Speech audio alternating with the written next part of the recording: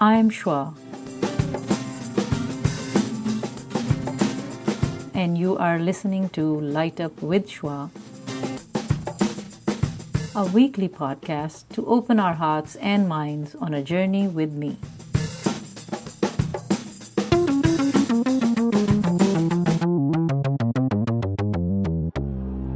Hi, thank you for watching Light Up with Shwa. It's a weekly podcast on YouTube and Groton Channel, the Groton Channel. You can find us on iTunes, TuneIn Radio, Spotify, and my links are on Facebook, Instagram, LinkedIn, and most of the social media. Today's guest is another special guest for me. He will introduce himself also, but I would like you to pay attention to our conversation in multiple ways. And if you have any comments or questions, please do send us, and we will be happy to answer anytime, anywhere. So I have Jacob in our studios today. Hi, Jacob. Hello. How are you? Doing fine, thank you. Good. How are you? I'm good. So I understand you're not a parent? No. You're not married? No, not yet. So how would you answer my questions about how do you define parenting? Well, I guess one way I would define it is from the perspective of a child. Okay. Desiring nurture, protection, and love or comfort. Mm-hmm. And one way I would define parents as somebody who protects and guards or guides their children while loving them at the same time. Have you had a good example of your parents with you? Could you share anything that is comfortable for you to share? Sure. Well, my mother, she's been a very strong person. My parents actually got divorced, my biological parents, when I was about 11. And that was sort of tough for me. When you were 11? About 11 years of age, yes. But my mother, she's basically tried to work really hard to support. I have 4 siblings as well, to support us and keep us in an environment where we're fed, where we're schooled, and where we have clothes, roof over our head. Just even those basic necessities, to me, is important, for security. Was she a loving mother? I would say so. Is she tough? She had to be. She had 4 children. She had to be. Don't children. Rationalize her. Don't protect her. Well, you should. No, I'm just kidding. Yes. I mean to say is, she had to. You're right, because having 4 additional to you. Yes. Okay. Yes. So she is alive. Is she working? Yes. Okay. So she has worked hard. So she's a good role model for you? I would say so. Okay. And do you think that has changed your, or has strengthened your view about a female, a woman, or, do you see strong women as a threat, or are you comfortable around them? Being around strong women can be, it can be intimidating, but I would say that's more so if you're not comfortable with yourself, because I love to see strong women, regardless of race or ethnicity, what have you. But even to see black women who are strong is really good, because you don't really see that in the media, and so I'm happy to be around strong black women. A follow-up question to that: how was your childhood? My childhood was decent. It had some good aspects and some bad aspects. Again, my parents were divorced when I was around 11. I'm the second youngest. How did you manage that? Was it tough? Is it hard for a child to go through that? Or were your parents helpful in that? Well, I'm still working on that, to be honest with you. Okay. And I thought that I was over it. I was taking a class maybe a couple years called Counseling Adolescents with Families. And it was within that class that I started to assess my childhood. And it brought back certain memories, and I had to actually process and deal with it, because I sort of stifled some of the emotions. So I remember when my parents got divorced, my father wasn't around. It was painful. And I remember being, maybe 11 or 12 and saying, hey, if my father's not around, then I'll raise myself. And what happened was that I hid my emotions. And so sometimes I'm emotionally unavailable with people, and it's not healthy, I think maybe about 10 years ago, I started to try to express myself. And it's still hard to do that, especially for me, watching the media and the idea is men don't cry or men don't express themselves. And so I even find myself writing a lot sometimes, more so in the past, just to express myself, because I realize how unhealthy it is. And so that's something from my childhood that's still affecting me to this day. So do you show your emotions now that you have realized that it's not healthy to keep them? I'm trying to. So the other day, my sister texted me. She has a son. She texted me, and she texted me and said her son, which is my nephew, he cried because I was staying with her, and I ended up leaving go to school. So then I was with her for about a year, and her son was crying once I left. I didn't know that. So she texted me that, and I was talking to somebody. So he was crying because he missed you? I believe so. I hope so. But yes, okay. that's right, what it is. Right, that's it. And I was talking to somebody, and when I saw the text, like tears came to my eyes because it really affected me. I thought I was like really hard on him, and I didn't know. He's about 10 years of age. And my sister's a single parent, and so I was almost like the tough uncle, and only for to. What kind of tough? So his name is Nasir, and he'll say, "Hey, can I have some juice?" I'll say, "Hey, did you drink water first?" Or he's always asking for sweets. Did you have any fruits or vegetables? Or he'll ask to play the video game. Hey, did you do your homework? More like the constantly. Yes, and just to help around, but. I didn't know how he took it, but I know I was doing it for his own good, and I wasn't trying to boss him around. It was more so like, hey, this is a discipline that you want to embody and carry on with you, But so I was talking to somebody and a colleague at school, and tears started coming down my eyes once I'm reading the text, and I felt embarrassed because it was just random. I just started crying, not crying, but tears coming down my eyes because I was affected by the text. And I try to balance, okay, this is normal, this is natural, versus I can't show emotions in public, So it's still a tension, a sort of like. But you were not in public at that time? No, I was just talking to somebody. We weren't it was just myself and another person, but it was still. Still another person, yeah. And she was an acquaintance at the time, okay. But yeah. So did she say anything? No, I said sorry. I was wiping my eyes. I said sorry. And I explained to her this story. That's very common. We say sorry for everything in America. So I don't know.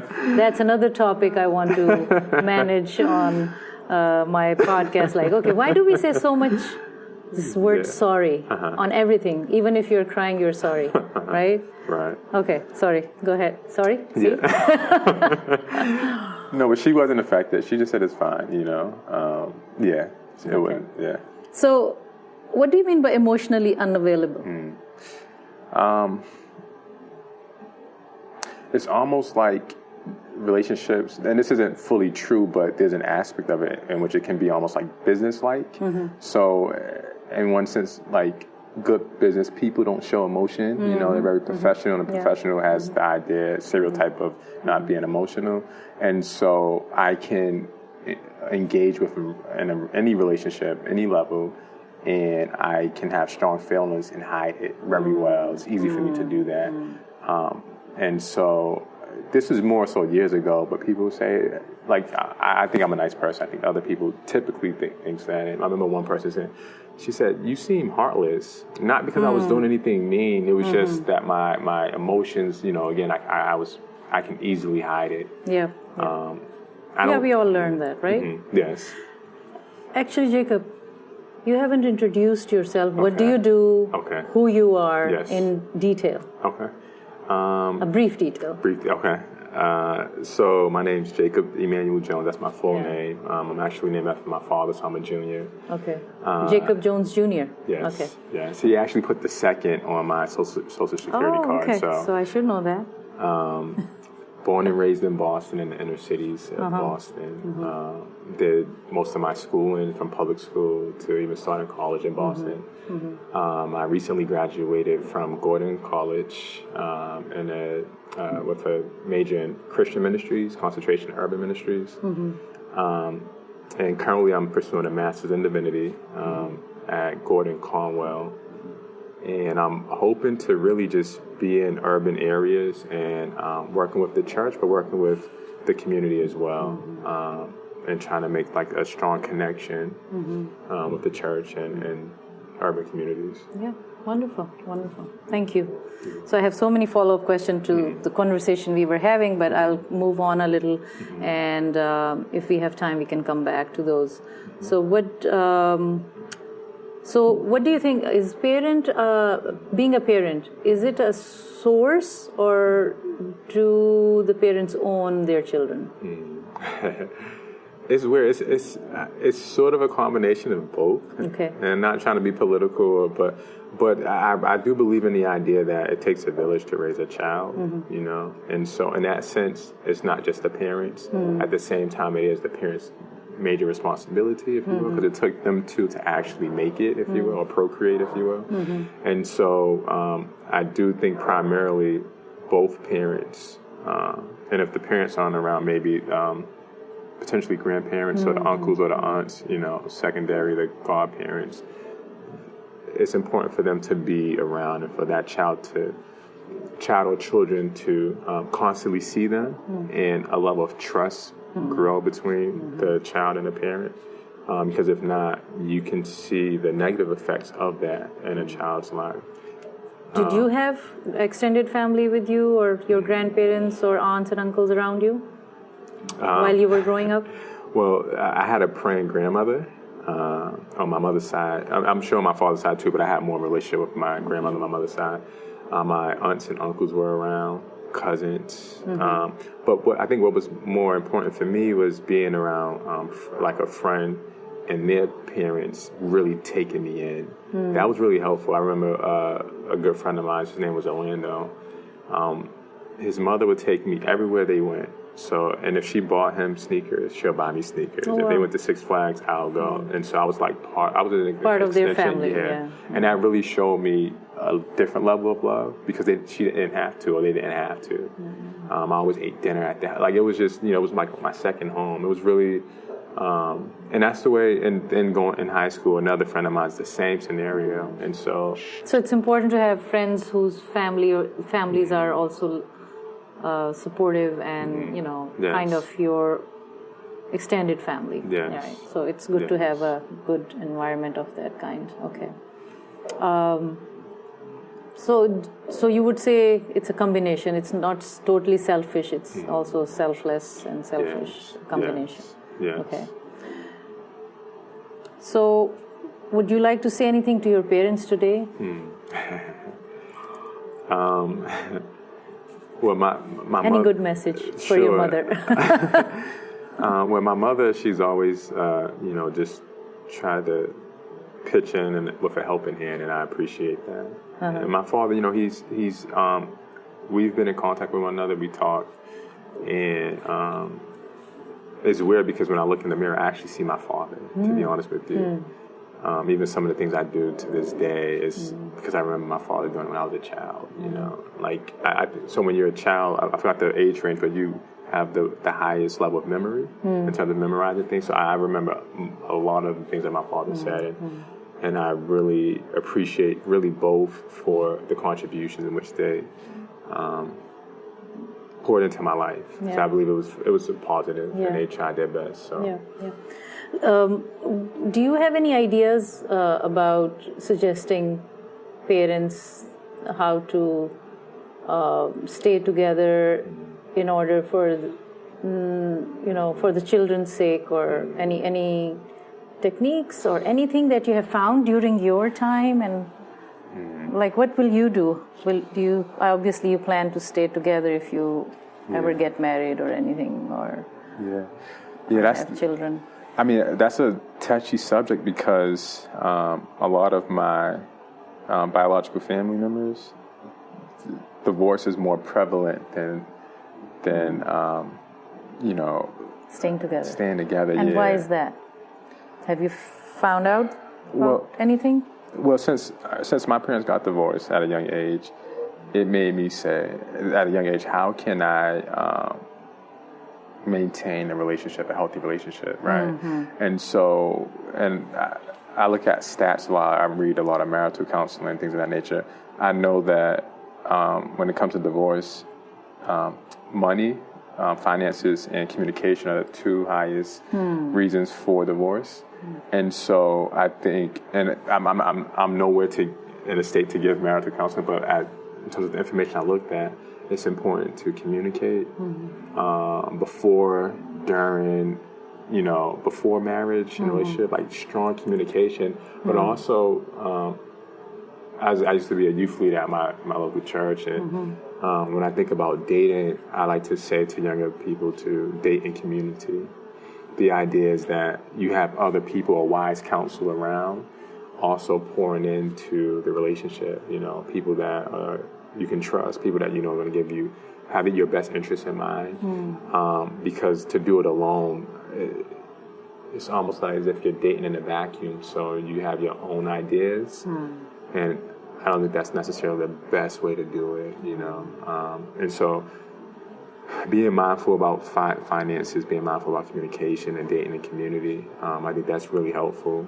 Those are strong points. So do you think that you have found this in your life after you read all? Because, you read from other people, authors, whoever, but I want your gut feeling or your experience. Do you coincide with what you said, or I assume you do, but... Well, I mean, right now, so I'm not dating, right. And I do hope to get married. I do hope to date. Right now, so I am in school. I do have some good depth, if that's what you want to call it. But I am trying to learn to communicate well. There was this book called, I'm pronouncing it wrong, but it's The 5 Languages of Love. The author's his last name is Chapman. But the idea is that there's 5 ways to express love. There's physical touch, there's words of affirmation, quality time. There's 2 more, but the idea is that when you engage with your partner, that you are able to know their love language. For instance, if your love language was gifts, and I'm always affirming you, you might feel less loved. And sometimes that's a point of conflict in marriages because one spouse isn't knowing the others, and they're not the idea, he says, filling up the love tank, So that's really important for me, to be honest with you. Communication at this point. Just in general, not even just in an intimate relationship, because I feel like you have to practice that. You don't just start it, And then one thing he said too, he said that you constantly want to look at information or receive counseling throughout your marriage. He said, a lot of people. Counseling from professionals or somebody else? No, counseling for professionals. Or people who are experienced or who've had, you can. Yeah, I would rather go with experience rather than the counselors because that's more like a prescription of, okay, you have to see a doctor because you don't know anything about yourself. So I don't agree with that personally, but, Well, the idea, so the general idea is that, we go to school maybe 4 years, 6, but however you go along to school, and then you go and work, or you train for something, but how do you train for marriage, And so that's the general idea. So I think, we should have some classes or some kind of education before we get into relationships. Do we know about it? Premarital counseling is important. At least, in my faith, that's something that that's important, and I will do and plan to do. And what do you mean by your faith? Premarital counseling, that's anybody can do it, And Protestants, a lot of Christians, they try to go through counseling first before they get married. It's almost as if you have a pastor that's like a tough guy, you know, trying to, and not in a negative way, just trying to make sure he or she is trying to make sure this couple is ready for marriage, you know. Oh, is it a norm in Protestant faith? I want to say so. I don't know how often people do, but that's typically it is available. Yes. Or this thought is there. Yes. Oh, okay. I didn't know that. That's a good thing. Yeah. Very good. But I mean, it's a general thing. But I know a lot of Christians do it in a Protestant faith. But the divorce rate is quite high in Western countries. Yeah, it's weird. I mean, I've or the Christian countries. I've read different sources. You know, it's about 50s, right? Supposedly it dipped a little bit recently, so it's in maybe mid to 40s, right? But then I've read a stat that it was saying something to the extent in which the information. I know it sounds weird, but this is just one stat. You know, yeah, the statistics can be tricky. Yeah. Okay, well, we can look into it more, and maybe I'll have more conversations with you about, Jacob, what is the statistics now? Like once, maybe, I don't know, how do you find? Like, is it a yearly thing? Is it like the statistics that you were mentioning, is it recent? This had to be maybe a year or two ago. Okay. I mean, my thing though with the stats though, because sometimes somebody will mark off Christian, and it's often I can talk to people and I say, oh, I'm a Christian, but it's more so like it's not something that they believe in their core, you know? Yeah, because that's true with every religion. You're right. Yeah. You know, and so because honestly, like when you think of for Christianity, like, and nobody's perfect, people make mistakes, of course. But if the goal is to, from the Christian faith, love God and then love people. There's a realm of self-sacrifice and compromise, not to the point where you're disregarding your human value, but compromise where it doesn't have to get to the point where divorce happens. But you're talking more like a collectivist society, this talk we are having, and as much as I have learned, this society in which I'm living here is quite individualistic. Yeah. So. I like that you point that out, which is contrary to the Bible's perspective. Which is collectivist? Collectivist in a sense that we live in community. Yeah. So the idea, I majored in Christian ministry, but concentration is urban ministry, and there's theology like urban theology. The idea that God created two people in a garden, and then at the end there's a city, and so you look at the trajectory of going into that. Yeah. And so when you look at Christian community, or even just the Bible in general, it's written to people. It's not written to namely individuals like the New Testament. Yeah. There's a few chapters, a few books that are written to maybe individuals, but the majority is written to groups of people, and even the genitive, like the verbs, written to people. So the Western type of framework is individualistic, you know, postmodern society. But when you read the scriptures, it sort of challenges that viewpoint. And so, So are you going to help bridge the gap? I hope so. Okay. Talk about, I know that you are big on fasting. Yes. So talk about what is fasting in Christian faith that you are, the denomination that you are following, and which is Protestant? Yes. Okay, yes. so talk a little bit about fasting. What's the value of it? And as a Protestant, there's multiple denominations within it. Currently, I'm at a non-denominational church. I'll try to speak general and then throw in some personal things. But so fasting is really abstaining or going without, whether it can be food or something. Food, at least in the New Testament, two things that they point out is food and sex for married couples. Abstaining from that for a portion of time and really giving that time to God. Typically, you'll see somebody fasting and praying. That's almost as if it's a married couple, like fasting and praying goes together hand in hand. And so it's an act of worship. And for me, at least, I feel like that's important to the Christian lifestyle. It helps with discipline. It helps with sort of self-reflection, but it also gives you a sense of how God is trying to move. It, in one sense, help you to be more spiritually sensitive, if you will. And when you engage in any of the spiritual disciplines, there's sort of like an empowerment of the Spirit, or the Spirit is guiding. And so this is really a healthy way to just connect with God and sort of seek His face, meaning being in His presence, coming from Psalms 27, but a way to seek it. So could you tell us about how do you fast? Or is it individualistic, or fasting this is how all the Protestants fast? Well, from a traditional biblical standpoint, it's typically from food, whether it's absolute, meaning absolutely no food, or partial, so a partial diet. And typically you want to do water. There's instances in the Bible where some people don't do water. And the longest I've seen that was 3 days. Saul of Tarsus, he fasted for 3 days, 3 nights, no food and no water. Without water? Yes. Okay. And but food, he was taking food? No. No food, no water. Okay. Yeah. Typically 3 days in continuously, or yes. like the way Muslims do from dawn till sunset? He did it continuously. Okay. And that is in Bible? Yes, in the book of Acts. Yes. Okay. So there's multiple ways to fast, but when I've seen it in the Bible, at least when Jesus fasted 40 days, 40 nights, he did not eat any food during that 40-day period. And then you see... And where do you find this, what you're saying? Is it in Bible, and which Bible? I would like to have the references. Sure. If you know now, otherwise, do you know any references? I have to get the exact reference. Okay.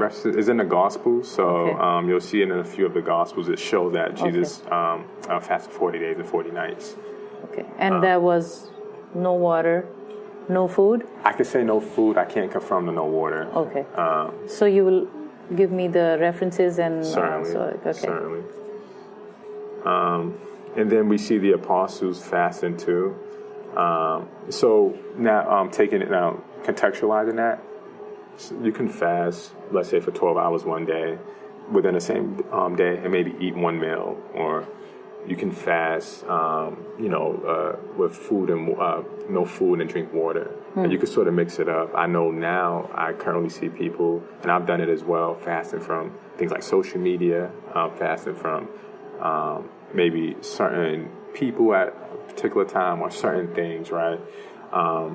And I think that those things are really healthy. I would just say from a traditional biblical standpoint, it's typically abstaining from food and maybe water as well. And for how long? Well, there's really no point that time frame that you have to do, especially if you're first starting. Like when people are first starting, they'll say, Jacob, how do you go and fast? I'll say, hey, if you never fasted, just skip a meal one day. Like dedicate breakfast to God, Maybe try it for, 1 day, 1 month. Try maybe the next day for another month. And if you can do two, do two. The idea is that you're spending time with God, and so it helps you to be more reflective and discern a little bit more. Maybe during that time you're journaling, right? Or, of course, there's prayer involved. So when you say you can skip a meal for God, and you will have more time to spend with God, how do you delineate from the rest of the day that? So at this time, because are we with God or without God? Right. How do you take that? So it's weird. There's like a variety of ways in which God is present. So he's and from a Christian faith, but he's omnipresent. He's everywhere, right? Okay. And then he's in believers. So the Christian that believes that Jesus is Lord over their life, the Holy Spirit enters their heart or enters them. And so there's another dimension. Okay. We would like to continue with this conversation. Okay. So for now, I think I would like to end our first session. Yes. And I think this is a very interesting conversation, so I will continue. So thank you for watching, and I hope you will watch the second part to this conversation.